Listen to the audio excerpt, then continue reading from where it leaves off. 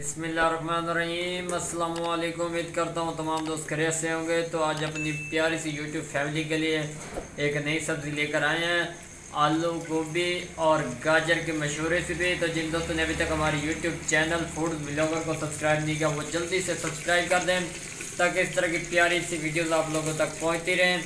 घी हमारा गर्म हो चुका है, इसके अंदर हम लोगों ने 3 अदद प्याज लिए हैं, उनको ब्रेक कर लिया है और हमने उसके अंदर ऐड कर दिया है। इंशाल्लाह प्याज़ों को हम लोग ब्राउन करेंगे, स्टेप बाय स्टेप आप लोगों को गाइड करेंगे। इंशाल्लाह आप लोगों को मज़ा आएगा, मुकम्मल तौर पे आप लोगों को रहनुमाई दी जाएगी।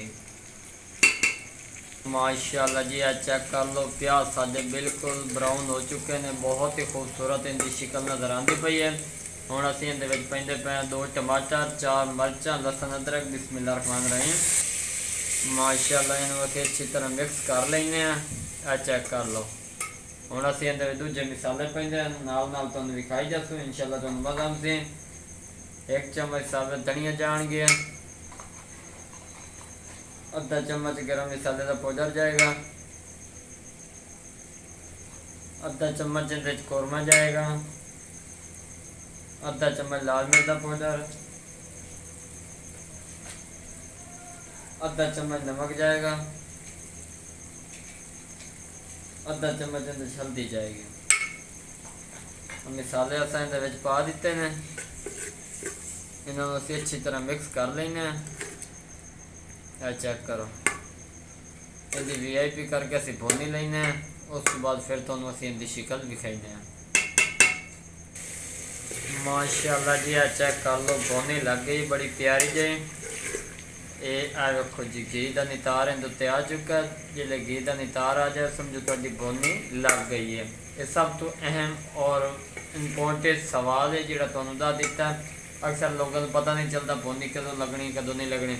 आधा किलो विच गोभी जाती पई है, तो 1 पाइया आलू जाते पे ने, तो तकरीबन 1 तो 2 अदद असीं गाजरां ब्रेक करके वो पाइया ने। तकरीबन आधा किलो के 3 पा के बराबर सब्जी साडी तैयार होती पई है। इन्होंने मसाले दे विच अच्छी तरह मिक्स कर लेने। चेक करो, इंशाल्लाह तुहानूं मज़ा आउंदे, नाल तुहानूं गाइड की जासूं। इहदी VIP करके भुन लेने, उस तो बाद तुहानूं असीं इहदी शिकल विखाइने। माशाल्लाह जी, चेक कर लो, भुनी VIP लग गई है, मसाले नूं सब्जी विच मिक्स हो चुकी है अच्छी तरह। तकरीबन आधा कप के बराबर पानी पावांगे, ज़्यादा नहीं पावांगे। असीं ये पावना आधा भी नहीं आई क्योंकि असीं सुक्की भुनी तैयार करनी है। ये आधा कप तां पाया ताकि आलू तो गोभी जिहड़ी वो गल जाए। इंशाल्लाह सुक्की भुनी तैयार करके देवांगे। चैनल नूं सपोर्ट ज़रूर करें। इंशाल्लाह भुनी ला के तो फिर तुहाडे नाल मुलाकात होएगी। माशाल्लाह जी, चेक कर लो, गोभी साडी काफ़ी हद तक गल चुकी, आलू भी गल चुके हैं, गाजर भी। हुण एक और चीज़ जिहड़ी तुहानूं खास असीं दसी नहीं सी, एंड ते दस रहे हैं। एक असीं विच अंडा पा दिता, इस अंडे नूं इस सब्जी दे विच मिक्स कर दिंदे आ। इंशाल्लाह उबाल के ना असीं इहदे उत्तों ऐड करांगे। इंशाल्लाह तुहानूं मज़ा आएगा, नाल गाइड करते जावांगे। तो साडी सपोर्ट ज़रूर करें। एक गर्म सब्जी इहदे उत्ते पा रहे हैं, अंडा असीं इहदे विच ऐड कर दिता है। ये जिवें उबल जाएगा इहदी बहुत अच्छी डेकोरेट बनेगा, एक ज़ायका आएगा। इंशाल्लाह तुहानूं मज़ा आएगा। साडे नाल जुड़े रहे, चैनल सपोर्ट ज़रूर करें। इंशाल्लाह कोई देर बाद फिर मिलांगे। माशाल्लाह सुभान अल्लाह जी, चेक कर लो, सब्जी साडी काफ़ी हद तक तैयार हो चुकी है। और माशाल्लाह जी, अंडा जिहड़ा साडा वो भी विच टबोलियां जिहे खांदा वदा, लेकिन अंडे नूं असीं ज़्यादा नहीं हिलावना क्योंकि टुटण का खतरा है। इन्हूं बिल्कुल गहराई असां रख दिता थल्ले। उस तो बाद असीं इहदे विच पैंदे पे खुश्क मेथी, खूबसूरती कण, एक प्यारा जिहा इहदे टेस्ट आउंदी। सबक दाणियां की जगह पर असीं मेथी पैंदे पे हैं। इंशाल्लाह तुहानूं मज़ा आउंदे। तो जिन्ना साडे चैनल नूं अभी तक सब्सक्राइब नहीं किया तो जल्दी नाल कर दिओ, लाइक कर दिओ ताकि ये प्यारी प्यारी वीडियो तुहाडे तक पहुँचदियां रहन। मेथी असां इहदे उत्ते पा दित्ती है, इनू भी असीं थोड़ी जी मिक्सिंग कर देने, ज़्यादा नहीं करांगे।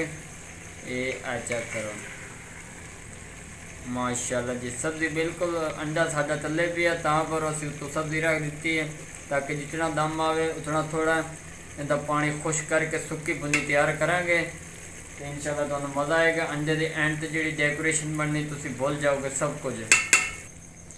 माशाल्लाह सुभान अल्लाह जी, चेक कर लो सालन साडा मुकम्मल तौर पर तैयार हो चुका है।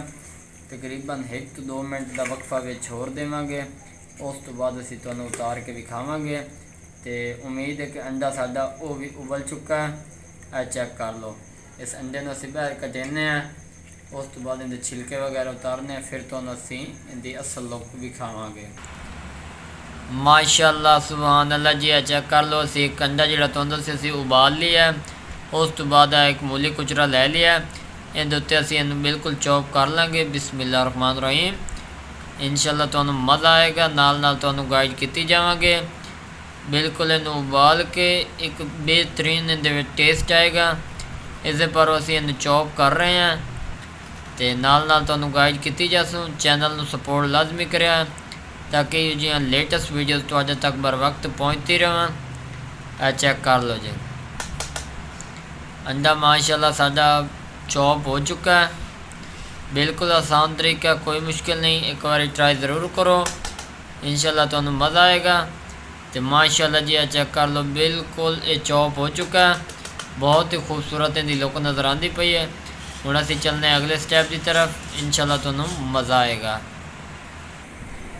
माशाल्लाह सुभान अल्लाह जी, चेक कर लो आलू गाजर ते गोभी साडी तैयार हो चुकी है। बिस्मिल्लाह रहमान रहीम।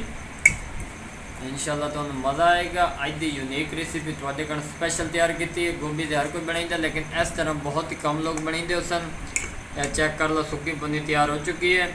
हुण असीं इहदे उत्ते वो जिहड़ा अंडा कीता, वो जिहड़ा असीं अंडा चॉप कीता असीं वो इहदे उत्ते पावांगे। बिस्मिल्लाह रहमान रहीम।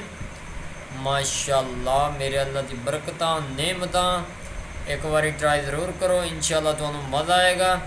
अगर वीडियो पसंद आए तो चैनल को सब्सक्राइब लाइक शेयर ज़रूर कर दिया ताकि इस तरह की लेटेस्ट वीडियो आप लोगों तक बर वक्त पहुँचती रहें। दुआओं में याद रखना। तब तक के लिए इजाज़त चाहते हैं। अल्लाह हाफिज़।